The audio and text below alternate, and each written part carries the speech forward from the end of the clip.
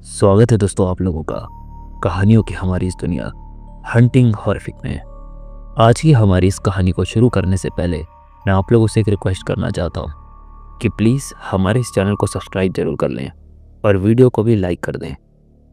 ये कहानी है दो लड़कों की जो कि शहर में मेडिकल साइंस की पढ़ाई कर रहे थे, रवि और मुकेश। एक दिन उन दोनों को उनके एक दोस्त जो कि अंधेरापुर गाँव में रहता था उसकी तरफ से चिट्ठी मिली कि जल्द ही उसकी शादी है और उन दोनों को शादी में ज़रूर आना है, क्योंकि उन दोनों की छुट्टियां पड़ चुकी थी। तो उन्होंने सोचा कि दोस्त की शादी में जाके खूब मज़े करेंगे। तो वो दोनों अपनी गाड़ी लेकर गांव की ओर निकल पड़े। छुट्टियां थी और दोनों अपनी गाड़ी लेकर वहां शहर से निकले और जल्द ही हाईवे पर पहुंच गए। करीब 6 घंटे का सफ़र तय हो चुका था और अंधेरा भी छाने लगा था। पहले 3 घंटों में उन्हें कोई भी ढाबा या रेस्टोरेंट नहीं दिख रहा था। उन्होंने सोचा जैसे ही कोई जगह मिलेगी रुककर कुछ खाने पीने का सामान ले लेंगे। अचानक हाईवे पर हल्की हल्की धुंध छाने लगी। पहले तो धुंध हल्की थी, लेकिन धीरे धीरे वह इतनी घनी होती गई कि सामने का रास्ता दिखना भी मुश्किल हो गया था। पूरा हाईवे एक सफ़ेद चादर में लिपटा हुआ था। तभी उस घनी धुंध के बीच उन्हें टिमटिमाती हुई रोशनी दिखाई दी। वो रोशनी की ओर बढ़े तो देखा वहाँ एक छोटा सा ढाबा था और एक पुरानी लालटेन वहाँ टिमटिमा रही थी। और वहाँ एक बूढ़ा आदमी मिट्टी के मटके में कुछ चटनी जैसा पीस रहा था। बाबा, कुछ खाने को मिल सकता है क्या? रवि ने पूछा। बूढ़े आदमी ने अपनी गहरी और कर्कश आवाज में कहा, दुकान बंद हो गई है, अब खाने को कुछ भी नहीं। तभी मुकेश ने पूछा, क्या आगे रास्ते में कुछ मिल सकता है? बूढ़े ने अपना हाथ उठाया और हाईवे की ओर इशारा किया। दोनों कुछ समझे नहीं, लेकिन सोचा कि गांव तो अब कुछ ही गड्ढों की दूरी पर है, तो चलते हैं। वो वापस हाईवे पर चढ़ गए।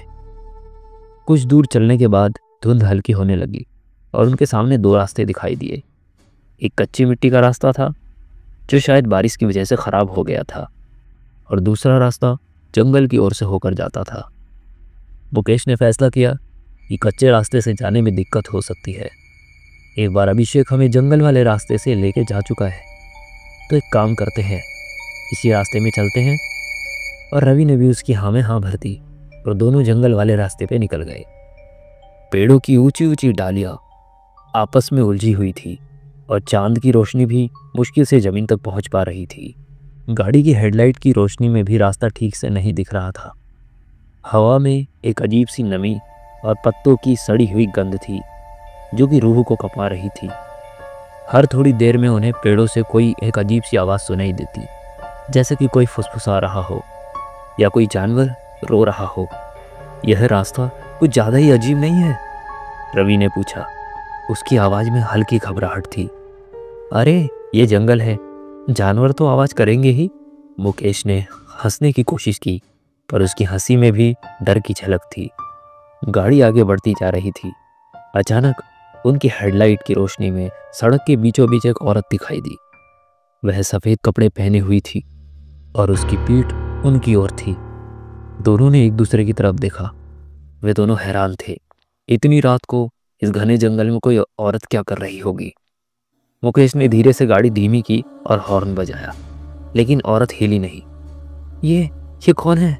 रवि ने फुसफुसाया। मुकेश ने दोबारा हॉर्न बजाया और फिर गाड़ी रोक दी। जैसे ही गाड़ी रुकी, औरत ने धीरे धीरे अपनी गर्दन घुमाई। उसकी आंखें नहीं थी, बस 2 गहरे काले और खाली गड्ढे थे जहां से अंधेरा झांक रहा था। उसका चेहरा सफ़ेद और बेजान था, मानो किसी पत्थर की मूर्ति हो। उसके होंठ खुले हुए थे, लेकिन कोई आवाज़ नहीं आ रही थी। बस एक ठंडी सड़ी हुई बदबू हवा में फैल गई थी। दोनों की सांसें अटक गई। रवि का दिल जोरों से धड़क रहा था, जैसे सीने से बाहर ही निकल जाएगा। मुकेश ने तुरंत गाड़ी स्टार्ट करने की कोशिश की, लेकिन इंजन सिर्फ घर घर कर रहा था। जितनी बार उसने चाबी घुमाई उतनी बार घर घर की आवाज़ आ रही थी। औरत का बेजान चेहरा अब उनकी तरफ मुड़ चुका था और वह धीरे धीरे गाड़ी की ओर बढ़ने लगी थी। उसके पैर जमीन पर नहीं पड़ रहे थे, मानो वह हवा में तैर रही हो। रवि ने खिड़की के शीशे ऊपर चढ़ाए, लेकिन उसे लगा जैसे उसकी हड्डियां जम गई हो। ये क्या है? रवि ने बहुत मुश्किल से अपनी आवाज़ निकाली और तभी दहशत के साथ मुकेश फुसफुसाया, छलावा। इसके बारे में गांव वाले बताते थे कि ये बहुत ही खतरनाक होता है। औरत अब गाड़ी के एकदम पास आ चुकी थी। उसकी उंगलियां लंबी और पतली थी और उन पर नीले निशान थे, जैसे किसी ने उन्हें जोर से दबाया हो। उसने अपना हाथ ड्राइवर की खिड़की पर रखा और शीशे पर एक ठंडी चिपचिपी उंगली फिसलने लगी। शीशे में एक निशान बन गया, जैसे कि किसी ने उसे बर्फ से खींचा हो। अचानक जंगल में एक तेज आवाज़ हुई। वह इतनी भयानक थी कि पेड़ों के पत्ते तक झड़ गए। उस चीख के साथ ही अचानक वह औरत वहां से गायब हो गई। रवि और मुकेश ने एक दूसरे को देखा और वे अचानक एक सदमे में चले गए। थोड़ी देर बाद मुकेश ने हिम्मत कर दोबारा गाड़ी स्टार्ट की और इस बार इंजन तुरंत स्टार्ट हो गया। उन्होंने बिना एक पल गवाए गाड़ी सीधा आगे बढ़ा दी। गाड़ी दौड़ रही थी, लेकिन अब भी उन दोनों के दिमाग में उस औरत का खौफनाक चेहरा घूम रहा था। कुछ देर बाद उन्हें दूर से गांव की रोशनी दिखाई दी। राहत की सांस लेकर उन्होंने गाड़ी अभिषेक के घर की ओर मोड़ दी। गांव की गलियों में दाखिल होते ही उन्हें एक अजीब सी खामोशी महसूस हुई। कोई चहल पहल नहीं थी और ना ही घरों से कोई रोशनी आ रही थी और ना ही कोई आवाज़। यह कोई सामान्य गांव की रात जैसी नहीं थी। अभिषेक के घर के बाहर तो लाइट जल रही होगी ना? रवि ने पूछा। लेकिन अभिषेक का घर भी अंधेरे में डूबा हुआ था। एक अजीब सा सन्नाटा पूरे गांव में छाया हुआ था। रवि और मुकेश एक दूसरे को देखने लगे। उनके दिलों में एक अनजाना खौफ घर करने लगा था। मुकेश ने गाड़ी रोकी और दोनों धीरे धीरे से नीचे उतरे। हवा में वही सड़ी हुई नम बदबू थी जो कि जंगल में से आ रही थी। लगता है हम गलत गांव आ गए हैं, रवि ने फुसफुसाया। नहीं, यह वही गांव है, मैंने रास्ता पहचाना था, मुकेश ने कहा। उसकी आवाज़ में आत्मविश्वास की कमी थी। वे अभिषेक के घर के दरवाजे तक गए। दरवाज़ा थोड़ा खुला हुआ था और अंदर से एक धीमी सी आवाज़ आ रही थी, जैसे कोई बुदबुदा रहा हो। मुकेश ने धीरे से दरवाज़ा धकेला और दोनों ने अंदर झांका। घर के अंदर भी अंधेरा था। सिर्फ एक कोने में एक पुरानी मोमबत्ती टिमटिमा रही थी, जिसकी रोशनी में कुछ धुंधली आकृतियां दिखाई दे रही थी। जैसे ही वे अंदर घुसे, उन्हें लगा जैसे किसी ने उनके पीछे से दरवाज़ा बंद कर दिया हो। एक तेज हवा का झोंका आया और मोमबत्ती बुझ गई। पूरा कमरा घने अंधेरे में डूब गया। कौन हो तुम? एक बूढ़ी औरत की कर्कश आवाज आई। और यहाँ क्या कर रहे हो? दोनों घबरा गए। मुकेश ने टॉर्च निकाली और जलाई। उसकी रोशनी में उन्होंने देखा कि कमरे के बीच में एक पुरानी खाट पर एक बूढ़ी औरत बैठी हुई थी। उसका चेहरा झुर्रियों से भरा हुआ था, आंखें धसी हुई थी और उसके बाल सफ़ेद बिखरे हुए थे। उसके आसपास कुछ और धुंधली आकृतियां थी जो धीरे धीरे हिल रही थी। हम अभिषेक के दोस्त हैं और उसकी शादी में आए हैं, रवि ने हिम्मत करके कहा। तभी बूढ़ी औरत हंसी। उसकी हंसी ऐसी थी जैसे सूखी पत्तियां खड़खड़ कर रही हो। शादी? यहाँ कोई शादी नहीं है, यहाँ सिर्फ अंधेरा है। अचानक कमरे में एक ठंडी हवा का झोंका आया और उन धुंधली आकृतियों ने आकार लेना शुरू कर दिया। वो वही लोग थे जो गांव में रहते थे, लेकिन उनके चेहरे बेजान थे।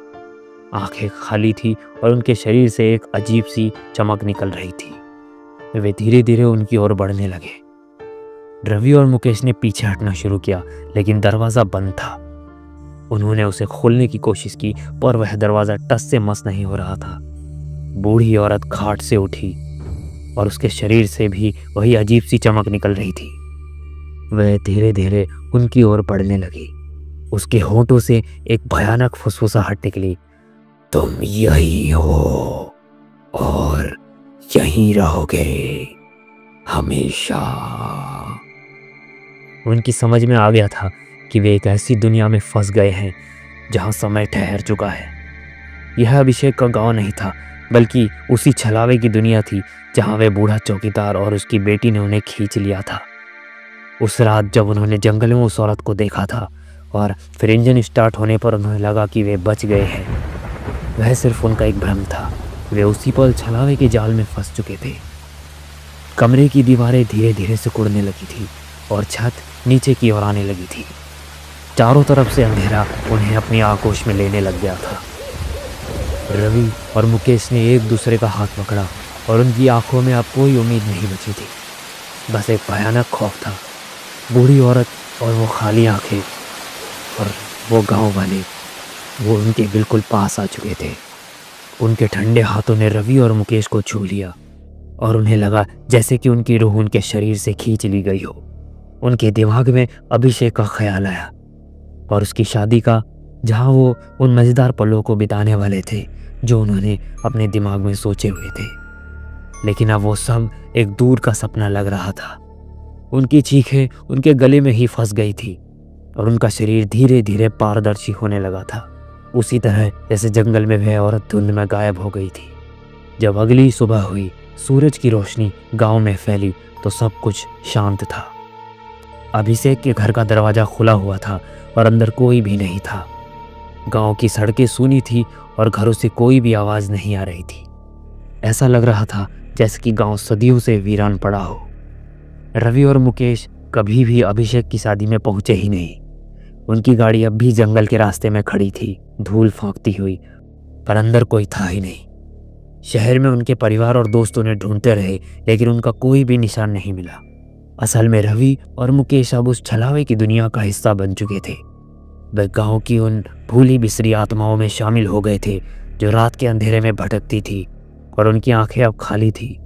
उनके शरीर से वही अजीब सी चमक निकल रही थी और वे भी रात के जंगल के रास्ते में भटकने वाले नए राहगीरों का इंतजार कर रहे थे ताकि उन्हें अपनी इस अनंत कारावास में खींच सके।